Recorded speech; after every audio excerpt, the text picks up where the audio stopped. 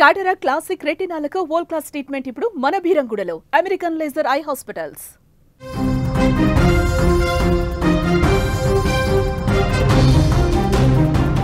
కడప జిల్లా ప్రొద్దుటూరులో కన్న తల్లి ప్రభుత్వ ఉపాధ్యాయురాలు లక్ష్మీదేవిని దారుణంగా చంపిన కొడుకు యశ్వంత్ రెడ్డి కేసులో విచారణ ముమ్మరంగా కొనసాగుతుంది.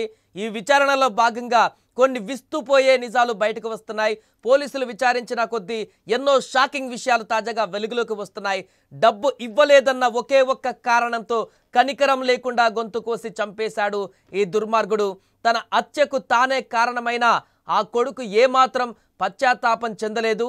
హత్య చేసినటువంటి తర్వాత అతడు ప్రవర్తించిన తీరు చూసి స్థానికులే కాదు అక్కడికి వచ్చిన పోలీసులు కూడా నివ్వెరపోయారు. ఎందుకంటే హత్య చేసిన తర్వాత అక్కడ ఇంట్లో హాల్లో కూర్చొని దర్జాగా హెడ్ ఫోన్స్ పెట్టుకొని పాటలు వింటూ వెకిలి చేష్టలతో వెకిలి నవ్వులు నవ్వుతూ అక్కడ యశ్వంత్ కూర్చున్నట్టుగా తాజాగా తెలుస్తుంది. యశ్వంత్ హైదరాబాద్ నుంచి కేవలం తల్లిని చంపడానికే వచ్చాడా అన్న అనుమానాలు ఇప్పుడు వ్యక్తమవుతున్నాయి. డబ్బులు ఇవ్వడానికి తల్లి నిరాకరించడంతో తన వెంట తెచ్చుకున్న కత్తితో హత్యకు తెగబడ్డాడు. ఇక ఉదయం రాగానే ఇంట్లో పరిస్థితులను గమనించాడు. తండ్రి విజయభాస్కర్ రెడ్డి బెడ్రూమ్లో ఉన్న సమయం చూసి బయటకు రాకుండా గడియ పెట్టాడు. ఆ తర్వాతే కత్తితో తల్లి గొంతు కోసి చంపాడు.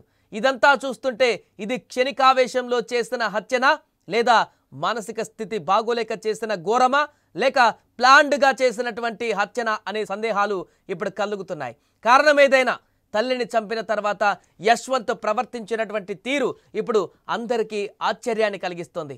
తల్లిని దారుణంగా హత్య చేసిన తర్వాత మృతదేహాన్ని ఈడ్చుకు వెళ్ళి కాంపౌండ్లో పడేసినటువంటి యశ్వంత్ లోపలికి వచ్చి తాళం వేసుకున్నాడు. ఆ సమయంలో అతడు హెడ్ ఫోన్స్ పెట్టుకొని పాటలు వినడమే కాదు, తన సెల్ ఫోన్లో వీడియో గేమ్స్ కూడా ఆడుతూ కనిపించాడు. కన్న తల్లిని చంపిన తర్వాత కూడా ఏమాత్రం పశ్చాత్తాపం కానీ లేకుంటే ఏదైనా బాధ కానీ ఏదీ లేదు. నవ్వుతూ సాధారణంగా వ్యవహరించిన అతడి క్రూరత్వం చూసి అక్కడికి వచ్చిన పోలీసులు సైతం విస్మయం వ్యక్తం చేశారు. మానసిక స్థితి సరిగా లేకపోవడం కూడా దీనికి ఒక కారణమై ఉండవచ్చు అనేటువంటి కోణంలో కూడా పోలీసులు విచారణ చేస్తున్నారు. ఇక నిజానికి పోలియో బాధిత అయినటువంటి లక్ష్మీదేవి కాళ్ళు సరిగా లేకపోయినా కూడా ఆ లోపాన్ని అధిగమించి కష్టపడి ఉపాధ్యాయురాలి ఉద్యోగాన్ని సంపాదించింది. భర్తకు సరైన ఉపాధి లేకపోయినా లక్షలు ఖర్చు పెట్టి కొడుకును చదివించింది. అంత కష్టపడి పెంచితే తనను చంపుతాడని కలలో కూడా ఊహించలేదు ఆ లక్ష్మి. ఉద్యోగం లేని కొడుకును గత 4 ఏళ్లుగా వేలకు వేలు పంపి పోషించినా కూడా ఆ కన్న తల్లి ప్రేమకు, ఆమె చేసిన త్యాగానికి యశ్వంత్ ఇచ్చిన బహుమతి ఇది అంటూ స్థానికులు, బంధువులు కూడా ఆవేదన వ్యక్తం చేస్తున్నారు. ప్రస్తుతం యశ్వంత్ను పోలీసులు విచారిస్తున్నారు. అలాగే నేడు లక్ష్మికి అంత్యక్రియలు కూడా అక్కడ జరగనున్నాయి.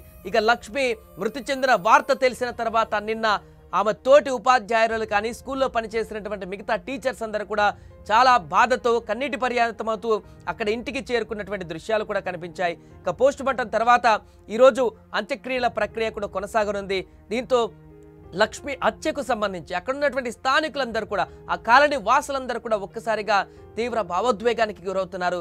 యశ్వంత్ తీరు చూసి తీవ్ర భయాందోళనకు కూడా గురవుతున్నారు. కన్న తల్లిని ఇంత దుర్మార్గంగా చంపేటువంటి కొడుకు కూడా ఉంటాడా అనేటువంటి ఆందోళన వారికి వ్యక్తమవుతుంది.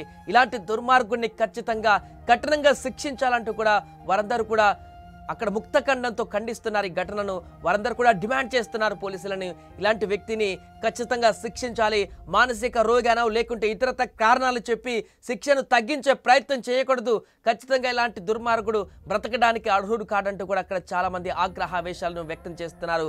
ఏదేమైనా కూడా ప్రభుత్వ ఉద్యోగిగా ఉండి, ప్రభుత్వ టీచర్గా ఉండి 10 మందికి పాఠాలు చెప్తూ 10 మందిని రేపటి భావి పౌరులుగా తీర్చిదిద్దేటువంటి ఉన్నత వృత్తిలో ఉన్నటువంటి ఆ ఉపాధ్యాయురాలని అత్యంత దారుణంగా చంపినటువంటి యశ్వంత్కైతే కఠిన శిక్ష పడాలంటూ కూడా అందరూ డిమాండ్ చేస్తున్నారు.